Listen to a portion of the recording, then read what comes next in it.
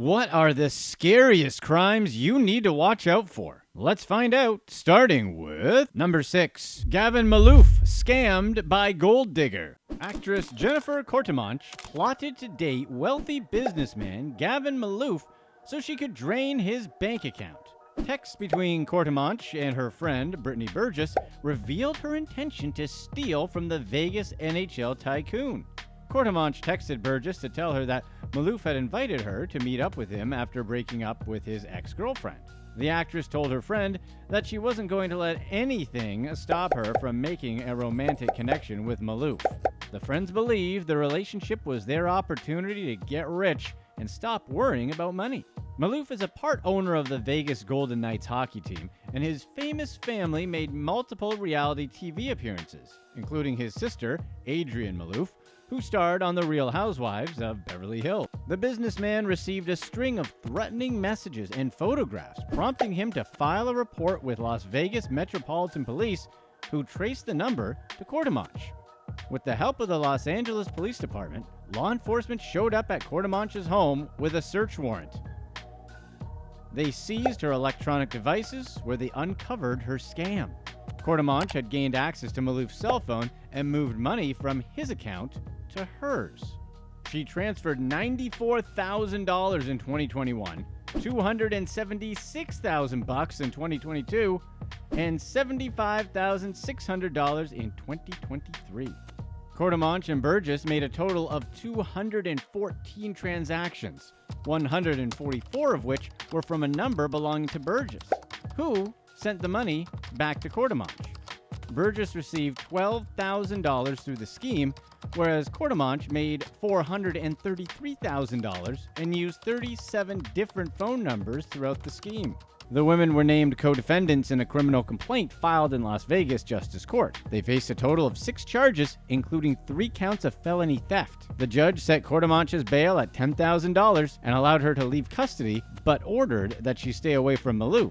Everyone wants to be rich and famous, but it seems like that life is very lonely. You're kept away from everyone else so you're not constantly harassed by people who want something. You can't really trust any new relationships, and you can't really even trust old relationships coming back to haunt you. Number 5. Collectible Records. 4 British men made and sold tens of thousands of niche counterfeit vinyl records. Stephen Russell, Christopher Price, Alan Godfrey, and Robert Pye were part of a group that distributed the unlicensed recordings. They eventually caught the attention of the British phonographic industry, known as the BPI, which represents major record companies in the UK like Sony Music Entertainment, Universal Music Group, and Warner Music. The BPI was test purchasing vinyl records online when it noticed that many had defects, like typos and blurred typefaces. A significant amount also had promotional copy not for sale and DJ copy written on them, which can often make collectible items more valuable when they're authentic. Some records included different artists on alternative sides of the recordings, sharp edges, and center punches on the cover, which made it difficult to read the track titles. The group's inventory included unofficial recordings of many best-selling artists, such as a rare recording of Marvin Gaye's This Love-Starved Heart of Mine, which apparently is awesome if you're a Marvin Gaye fan. Price and Russell manufactured and sold the recordings, while Pye and Godfrey handled the commercial sales of the products. Following the BPI's investigation, the police seized 55,000 unlicensed records from the group's inventory. During their trial, the prosecution argued that they had committed copyright and trademark infringement, which they had, and they also left a clear paper trail that made it easy to prove their guilt. Godfrey received $123,000 in transfers from Pye and transferred an additional $95,000 from his PayPal account into his HSBC bank account.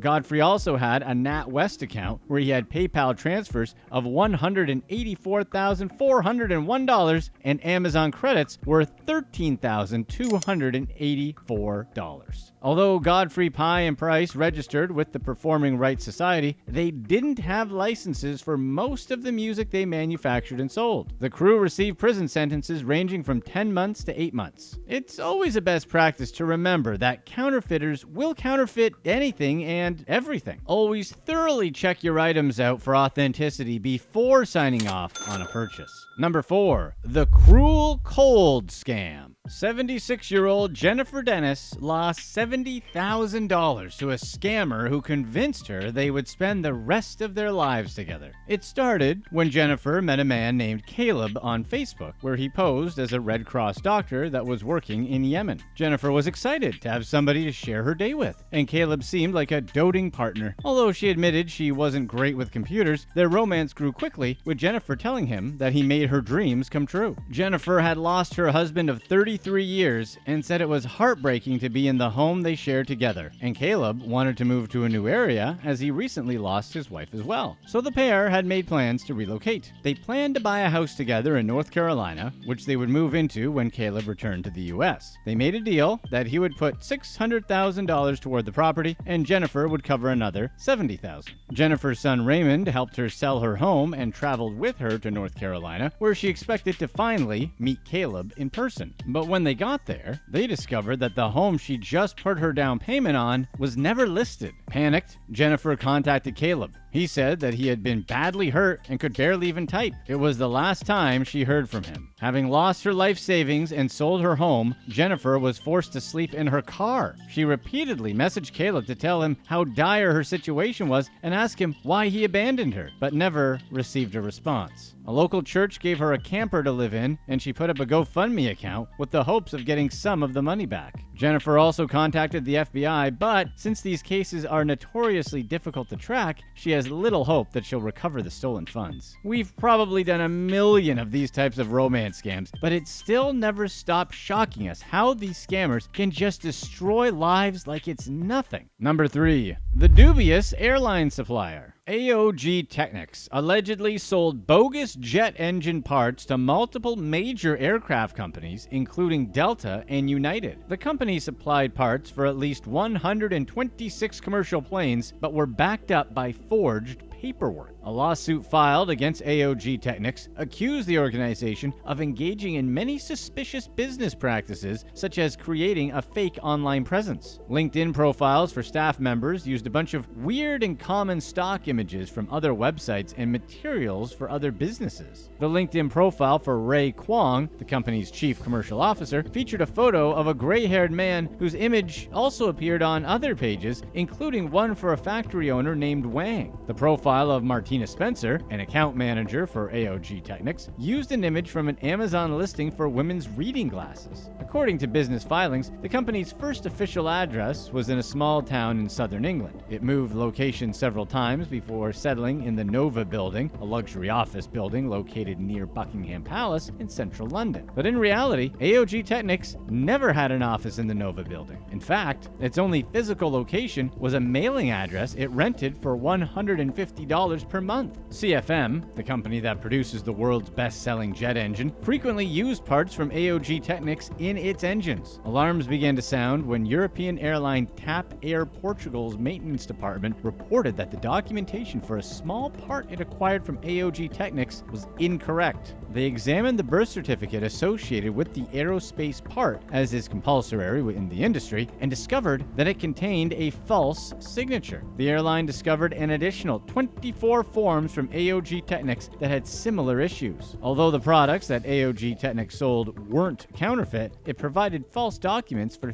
thousands of parts. Developers of aircraft parts must follow strict regulations and obtain separate approval to produce them, but there isn't a formal process for setting up warehouses to distribute them. While it's unclear how AOG Technics acquired the parts as a result of the scandal, airlines grounded dozens of aircrafts to perform urgent maintenance. According to business filings, AOG Technics had $3 million in assets in 2022, showing the scale of the operation. As of the release of this video, the investigation is still ongoing. Rather than go to the trouble of deceiving some of the biggest aerospace countries in the world, maybe they should have dedicated their resources to just starting a real company and making more money in the long term. Number 2. Grandma Mule. Canadian grandmother Susanna Thayer spent 270 days in a Hong Kong prison after her online boyfriend tricked her into smuggling nose beers inside her suitcase. 5 years after losing her husband, Thayer decided she was ready to find love again. She created an online profile and quickly fell for a man who gave her the attention she had missed since becoming a widow. However, Thayer's new love was a scammer, and over a few months, he swindled her out of hundreds of thousands of dollars. Thayer decided to write a book about the entire ordeal, but midway through writing her story, she matched with another man online. At first, the new man seemed different and never asked her to send him anything. He wanted to meet her in person and actually bought her a ticket to see him in Ethiopia and surprised her with a flight to Hong Kong. But when Thayer arrived, the new beau was a no-show for 3 weeks. A few hours before her flight, 2 men visited her with a suitcase filled with dresses, a gift from her boyfriend. Less than 24 hours later, Hong Kong customs officers arrested the grandmother when they discovered that the 262 buttons on the dresses were filled with nose beers. Thayer had no idea. The case against Thayer was very strong, so authorities denied her bail. Since it was rare for the Hong Kong government to drop these type of charges, Thayer faced a life sentence if she was convicted. She also found out that her case was unlikely to go to trial for another 2 years, during which time her only communication with her family in Canada would be a monthly 10-minute phone call. Thayer's daughter Angela contacted investigative journalist Avery Haynes, begging for her help in freeing her mother. Haynes and her team conducted an investigation into Thayer's story, which they featured in a documentary. After spending 270 days behind bars, Thayer's case was suddenly dropped without explanation. Although they couldn't confirm the reasoning for the decision, many believed it was due to the attention that the documentary received. Thayer felt lucky to still be alive, as she believed someone involved in the scam would have went after her over the suitcase. She promised her family she was done with online dating. Remember to please keep an eye on any family members or friends that start talking to people they've only met online, and make sure they aren't being lured into a scam. The growing elderly population is a popular target among scammers, so we need to take better care of them. If you're enjoying this video, be sure to stay tuned right here for our past release to find out what this Detroit mayor did when he was caught with her. Number 1. Dropping money. A group of 3 scammers snatched a shopper's credit card at a self-checkout counter in a Colorado Walmart. The thieves targeted the shopper as he was about to leave the store. One of the trio stood near a vending machine at the front of the store and dropped money next to where the man was checking out. The thief said the money fell out of the man's wallet and handed it to him. A female accomplice distracted the shopper into looking in a different direction while the scammer stole a credit card out of the unsuspecting customer's wallet. The man later reported almost $2,000 in fraudulent charges made using his card from the same Walmart he shopped at earlier that day. There had been an increase in credit card theft and scams in Walmarts across the country, particularly in Colorado. In less than 6 months, 3 men had installed credit card skimming devices at stores throughout the state and stole thousands of debit card, credit card, and gift card numbers. The men also allegedly used overlay skimmers, which mimic point-of-sale devices and credit card machines to steal customers' account information, such as expiration dates, full names, and account numbers. They collected at least 7,873 credit card, gift card, and debit card numbers. In early 2023, employees and law enforcement found multiple similar devices that scammers secretly put on checkout registers in multiple Walmart locations. It's best to always use the chip reader, or the tap when it's available, since it's far more difficult and rare to clone cards without using the mag stripe. Yeah, the chip is annoying, but it's less annoying than having your card info stolen. Carlita Kilpatrick was Detroit's first lady, as wife of then Detroit Mayor Kwame Kilpatrick. One late night, she came back to one of the infamous after parties at her home, which was the famous Manoogian Mansion, the mayor of Detroit's official residence. She came home early to find Kilpatrick, let's just call it, appreciating the art of dancing by a woman that wasn't Mrs. Kilpatrick. Carlita was definitely less appreciative of the skill involved, reacted like you would any reasonable wife would react, by grabbing a blunt object rumored to have been a chair leg and then going after Kwame and the dancer. Kwame Kilpatrick wasn't a politician strictly because it was his idea. That's because politics is the family business. His mom is Michigan politician Carolyn Kilpatrick. She spent most of her career as a favorite among voters. In 1979, she became a member of the Michigan House of Representatives. Her popularity spanned 6 re-elections, and during election time, she never dropped below 80% of the vote. In 2004, she had no major party opposition, and in 2006, she was completely unopposed. By the time 2010 arrived, she was re-challenged in the Democratic primary. However, her 2010 campaign was different. She was asked fewer questions about her policies and more about the countless scandals surrounding her son, Kwame, such as the story we just told you getting out in the paper. Because outraged voters could no longer separate her actions from the scandalous ones of her son, Kwame, she was now out of a job. Kwame's record seemed more like the record of a career criminal instead of a career politician.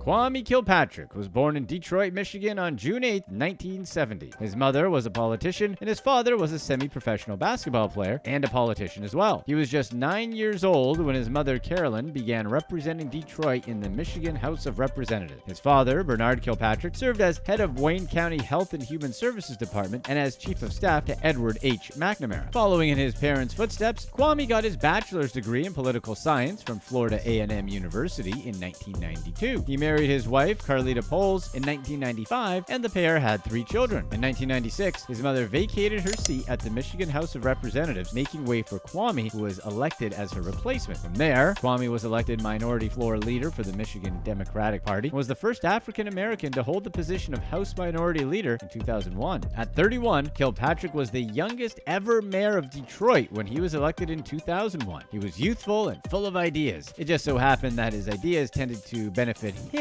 more than the city. From the very start of Kwame's term, Detroit was plagued with a growing deficit. So, Kwame's quick solution was to simply close the beloved Belle Isle Aquarium and the Belle Isle Zoo. The city's deficit meant he had to make cuts from somewhere if he was going to free up any money. But the decision was so unpopular that the city council overruled him and actually increased funding. However, that growing deficit may have been contributed to by Kilpatrick himself when he leased a Lincoln Navigator for his family using city funds, and when he charged thousands of dollars for spa massages, and when he ate extravagant meals at high-end restaurants, and when he bought pricey bottles of wine, and when he charged all of that to his city credit card. Unlike his mother, Kwame was so unpopular that Time magazine actually named him one of the worst mayors in America. Diamond Joe Quimby never even got that title. The lore surrounding the Manoogian Mansion Party would later be a defining part of Kwame's career. The urban legend is that a huge, raucous party broke out inside the Manoogian Mansion, as we had mentioned at the beginning of the video. To quickly recap, then Detroit First Lady Carlita came home early to find Kwame appreciating the art of the dance in a very up-close and personal way. Carlita, less appreciative of the skill involved, reacted like you would expect someone from Detroit to react, by grabbing a blunt object, rumored to have been a chair leg, and attacked the dancer. The Attorney General at the time, Mike Cox, investigated the party and denied claims that it ever happened. Rumors spread throughout the city that Cox was covering up for Kwame because he was at the party too. There's a lot of jokes here that we're just not going to make. We'll just leave it at Kwame had Cox in the palm of his hand. The public didn't find out about the 2002 event until May 2003, when Kwame fired Deputy Chief Gary Brown after an investigation into indiscretions by the mayor's security detail. This prompted Brown to release a memo where he accused Kwame's bodyguards of misconduct and the aforementioned party. The dancer that got into the fight with Kwame's wife was Tamara Green, also known as Strawberry, a 27-year-old mother of 3. 2 men had to step in and physically restrain Carlita at that time. In the early morning of April 30th, 2003, a few months after the alleged party, Green was sitting at an intersection with her boyfriend. Green was about to drop him off when someone shot into the car in an apparent drive-by. The pistol was the same one used by the Detroit Police Department at the time. Before her passing, Green spoke about the Manoogian Mansion party, and her family was sure her murder was to stop her from testifying about it. There was plenty of evidence that the assault happened. 3 paramedics signed affidavits concerning the incident. One of those paramedics admitted to seeing Kwame and his bodyguards at the hospital where Green was being treated. Another paramedic saw an injured woman who said she was attacked by Kwame's wife. Strangely, however, any evidence of Green ever being treated at any hospital that night had vanished, and local hospitals deny having ever treated her. The family's attorney,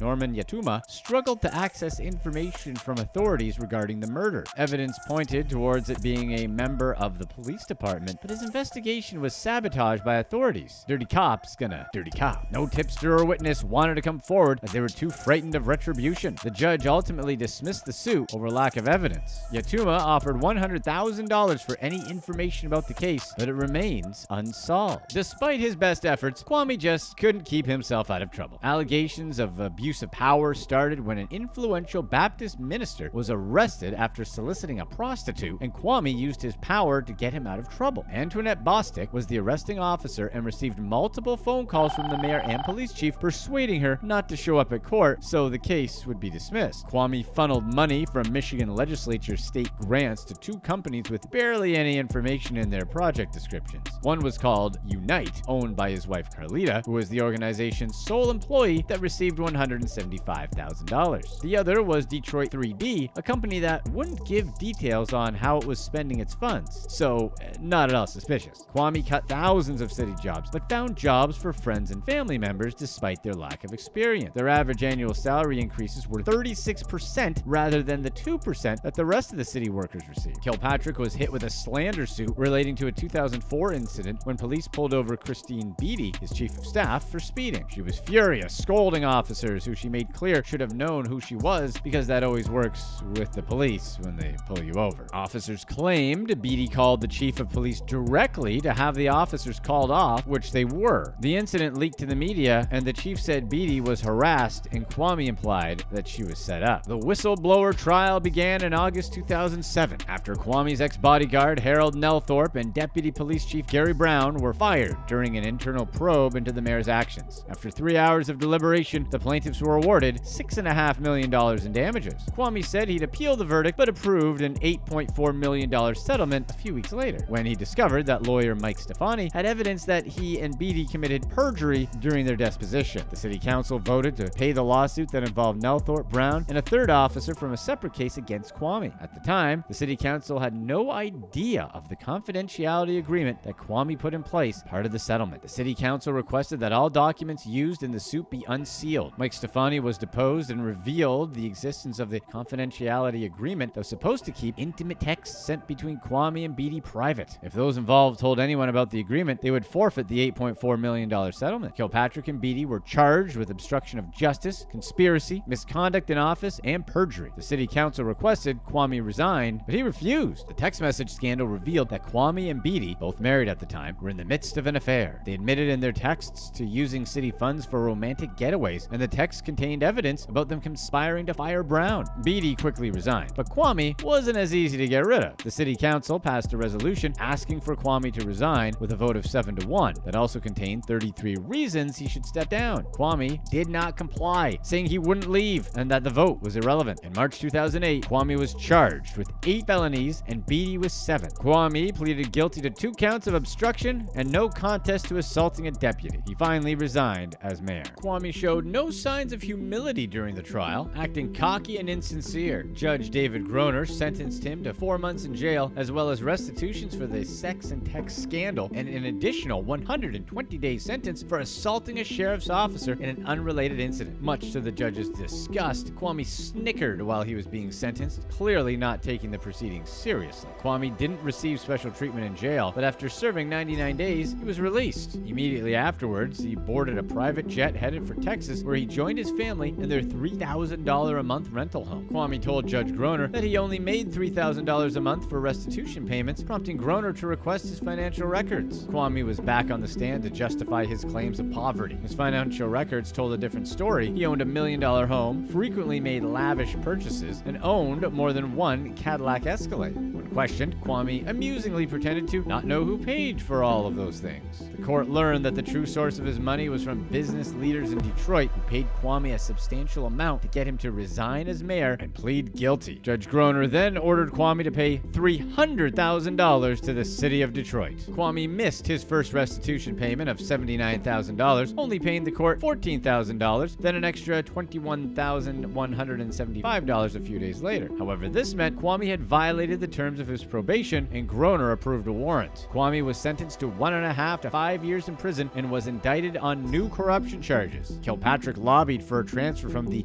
Oaks Correctional Facility and bounced around facilities before he was eventually released in August 2011, a little over a year after being sentenced. Kwame's next trial was in September 2012 for fraudulent schemes where he awarded contracts to the city's Department of Water and Sewage. During that time, he was also suspected of pocketing nearly $1 million in kickbacks. The prosecution had many witnesses that spoke out against Kwame, and the others accused, including his father. Kwame was found guilty on 24 counts, including extortion, mail fraud, tax evasion, extortion, and many others. The judge sentenced him to 28 years in prison. He didn't have the option for parole as he was arrested in the federal prison system, serving his sentence in a federal correctional institution. Kilpatrick appealed the decision, but the United States Court of Appeals for the Sixth Circuit upheld his convictions, and the Supreme Court denied his appeal, but he'd been mentioned in an Eminem song that year, so, silver lining and all that. Desperate, Kwame turned to none other than President Donald Trump for help. With 12 hours left in office, President Trump commuted Kwame's sentence. The White House statement about the commutation mentioned that he'd used his prison time to teach public speaking and led Bible study groups. Obviously, the only needed criteria for any sort of commutation. However, the commutation of his sentence didn't erase his conviction, and Kwame can't run for office until 2033, 20 years after his conviction. Detroit, sadly, is going to have to find someone else to run things. As of June 2022, Kwame and his current wife asked the public to help them in a crowdfunding campaign for what was titled Baby Fund, as the happy couple has just welcomed a new child. It had a reasonable goal of $800,000 and included less stuff about babies and more stuff about a luxury home and a gated community. The kind of thing most people use crowdfunding for. But their humble dreams of a new luxury house paid for by people who thought they were helping a baby were short-lived. Kwame still owed a large amount of money to the city of Detroit. When authorities discovered the campaign, the crowdfunding account was tragically seized. It's unclear if he will run for office in 2033 when he's legally able. Click to watch one of these next videos. Let us know in the comments section what you'd rather have: